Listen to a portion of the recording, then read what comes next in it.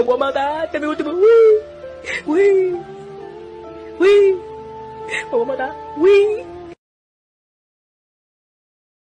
大家好，欢迎来到微微旅拍频道。今天我们准备去玩哥伦比亚冰原。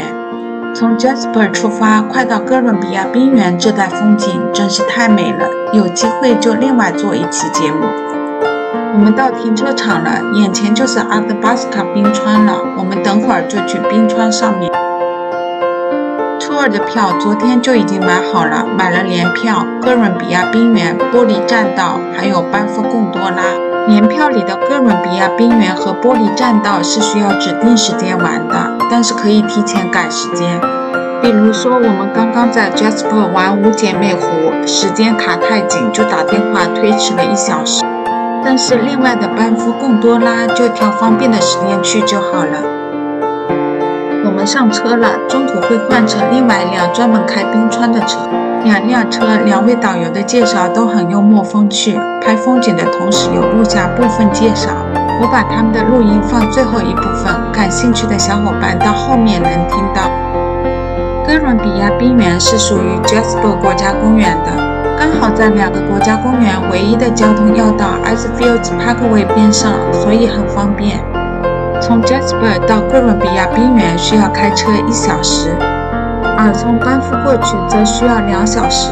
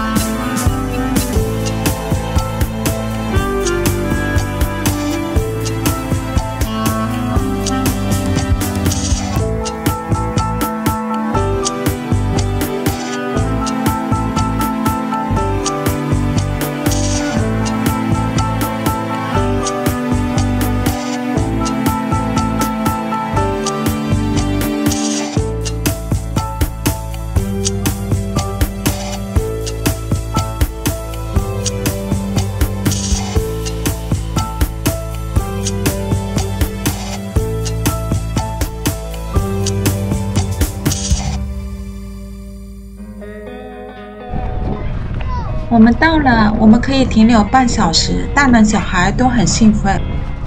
2位导游都推荐我们尝一尝古老的冰川水，说是非常干净健康的。对了，一定要带一件外套，还是挺冷的，还要记得带太阳镜。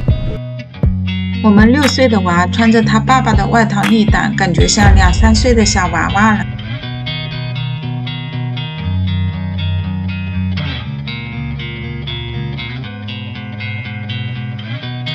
这个冰川好美，本来想去边上拍一下冰川融化的流水声的，可是太滑了，还是安全重要。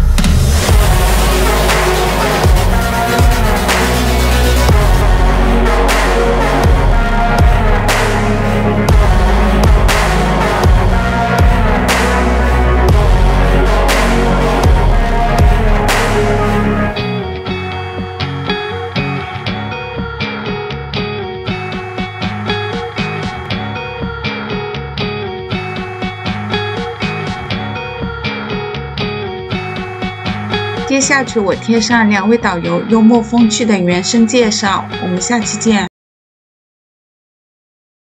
By Toronto. Look at that small world. Alright, now are we coming from the Banff end of things, folks, or the Jasper end of things?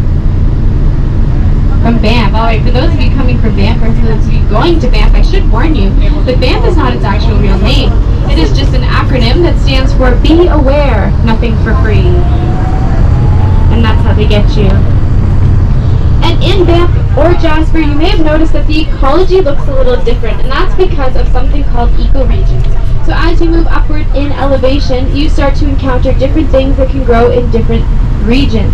And we've divided them into 3 ecoregions, the bottommost being the montane ecoregion, and that one goes from about the bottom of the mountains all the way up to 1,600 meters above sea level. And in the montane ecoregion, it is the warmest, it's the least windy, it's the most hospitable, so you'll see lots of diversity there. If you were in Jasper, I'm willing to bet you saw some elk, maybe. And if you were in Banff, I'm sure you saw lots of deer, maybe some moose, maybe some elk as well.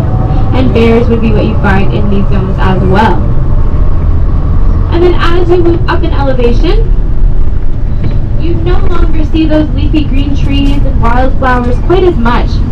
Up here, we only have evergreens. And if you look around, we are in the subalpine right now, so you won't see any of those leafy green trees, but you'll see some evergreens, you'll see some scrubby plants close to the bottom, and you'll see a few species of wildflower. This is because we have a very short growing season, so not a whole lot can grow and not a whole lot grows very big. So all these trees that you see are pretty short, pretty stubby, a little bit like me, but that's okay. And that is, again, because of that really short growing season. We only have 90 days in the entire year for all these plants to grow as much as they possibly can before the winter closes in again. So what this means is they can't get very big, but they can get very old. If you take a look to the right-hand side of the bus, you'll see a triangular forest tucked in between the 2 glaciers here. And this is called the ancient forest because most of those trees are between 200 and 800 years old. So they are truly ancient. And if you keep looking up the side of the mountain, you will see they stop growing altogether. And that's where you reach that 3rd ecoregion, which is the alpine ecoregion. And the alpine ecoregion goes from about 2,200 meters all the way up to the tippy top of Everest. And in this region, it is far too cold, far too harsh, and far too unforgiving for anything to grow whatsoever. Much like my cold, dead heart. It's okay, folks, my parents hate that joke too. And then as we are going, again, you'll be out in that alpine ecoregion today, so be sure you brought your snowsuits. I'm just kidding, it's not too bad. It's only about 10 degrees cooler out on the glacier than it is out here. At least it's not winter time out here, where it can reach negative 55 degrees Celsius or negative 67 degrees Fahrenheit. And while you're out on the glacier, be sure to drink some of that glacier water. It's good for the soul, and it also keeps you young. I'm actually 97 years old. Because I drink the glacier water every day, I look really good for my age. And also, as we approach the transfer bays here, folks, make sure you have all of your personal belongings, because I might not be the bus that picks you up after your adventure. And anything you leave behind at the end of the day becomes mine. And if you want it back, you can check eBay tomorrow morning. Fill with meltwater, creating a lake. But for now, the ice will flow down off the ice falls into that depression in the bedrock, and the crevasses get compressed back together. So that's why we don't see large crevasses out in the middle of the glacier. As the ice travels down the valley, if it reaches the side or the bottom of the glacier, there's less pressure to hold the crevasses closed, so you can see crevasses on the side and the bottom opening out as well. Now, in front of us, it appears that the road has disappeared. Have a look. What lies in front of us is the steepest passenger-carrying road in North America. So I'm stopping here, put the transmission in first gear. We have 6-wheel drive engaged. This vehicle has a transmission lockup. Others use an engine retarder. So I accelerate, engage the transmission lockup. Now, this part of the hill is no sweat. I can take my foot off the throttle and we'll slow down. The steepest part of the hill is maintained at a 32% grade. That means for every 100 units we go forward, we drop 32 units. So if you draw that on a piece of paper and measure the angle, it's an 18-degree angle. So, like I said, the steepest part is a 32% grade. These buses are designed to handle a 36% grade. So if you feel nervous when we hit this steep part here, just do what I do, close your eyes. Oh, I'm joking, of course. I have to keep my eye on the tachometer, so I'm just going to do some light braking so I don't over-rev the engine. Now, just as we are crawling down this hill, the Athabasca Glacier is crawling down the valley. This glacier is constantly moving forward. It moves forward at a rate of 15 meters or 50 feet per year. But the glacier is in retreat. So that means the glacier is going to retreat back more than that every summer. Summertime we lose 25 to 35 meters, so that's 80 to 110 feet of ice that we lose from the toe of the glacier every year.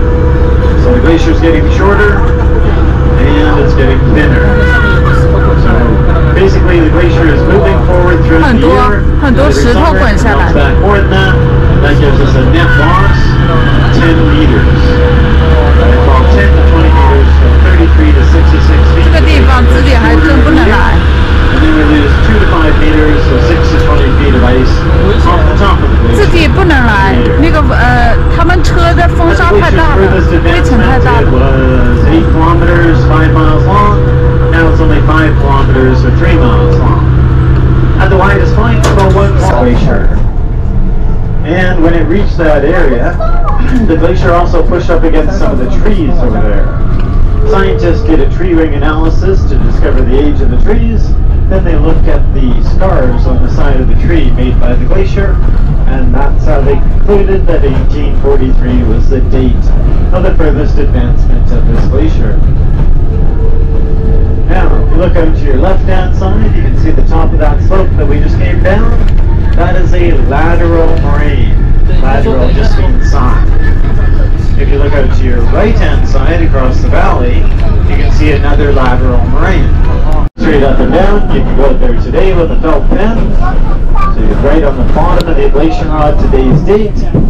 And then if you come back in 1 year, you find where your date was and measure, and you'd probably be measuring about 10, 12, maybe even 15 feet of ice in this area of the glacier, melting in 1 year. The reason why the ablation rods are bent is because the ice on the top of the glacier moves faster than the ice in the middle of the glacier. This area here is designed like this for the water to accumulate here. This is our company tire wash. We drive through here to wash the tires. We don't want to track dirt onto the glacier. It'll attract the heat from the sun and then cause the ice to melt faster. Now there is some dirt on the glacier here. This brown dirt is just blown off from the lateral moraine or the mountains. But up ahead to the left and to the right, there's some black dirt. The black dirt is called cryoconite. That term means coal dust. At the center of every snowflake, there's a tiny dust particle. So that could be volcanic ash, forest fire ash, or CO2 emissions. When the ice and snow melts away, the nucleus of those dust particles can get left on the glacier, or microbes can fuse them together, creating the cryoconite. Then, if you get a layer 1 millimeter thick or greater, it can insulate the ice underneath it, so that the ice around it melts away faster, and that's how those cones form. Up to your left-hand side, we have a couple more glaciers out here. To your left at 9 o'clock is Mount Athabasca. Athabasca is a Cree word. It means where there are reeds. It refers to Lake Athabasca in northern Alberta. At 10 o'clock, that is Mount Andromeda. It got its name from the life of Perseus in Greek mythology. So, the glacier coming down from Mount Andromeda is called the Andromeda Glacier, and this glacier to your left at 9:30 is just nicknamed the A&A Glacier, because it's in between Mount Athabasca and Mount Andromeda. Both of these glaciers started at the top of these mountains. They did not originate from an ice field, so we call these independent glaciers. The glacier coming down from Mount Andromeda carved away that large bowl-shaped depression up there. That's called a cirque. So we can also call the Andromeda Glacier a cirque glacier. This mountain to your right is called Snow Dome. It was given that name because there's a massive dome of snow up on the summit. Okay, So when you go up to the skywalk, you'll drive by Snow Dome and you'll see it from a different angle, and you'll see the Dome Glacier. So I'll tell you a bit more about Snow Dome on the way back. We're here at the turnaround point where you can get out and explore the surface of the glacier. I have to ask you, please stay in this flat, square, cleared area. Please do not go beyond this area. Now there is glacier water that flows down the drainage on the edge of this area. It is okay to drink the glacier water. People drink it all the time. Okay, so feel free to give it a try. But watch your step out there. People always ask, is it slippery out there? And I look at their footwear and go, yeah, it's gonna be slippery. It's not too bad. Stay on the white crunchy ice and it's not so bad, okay? But try and watch your step at all times. There are holes that fill with slush and meltwater. If you step in one, it will be like stepping into a gigantic Slurpee. Okay? You get your foot wet and it's freezing cold. Now, we're on bus number 543. We managed to get you half an hour out here on the glacier. So that's pretty good. That's what we always strive for. So, 543 up here. It's on the front bumper as well, but they were on a little bit of a budget when they painted the bus, so they just put 43. So we have half an hour. We have to leave at 6:45.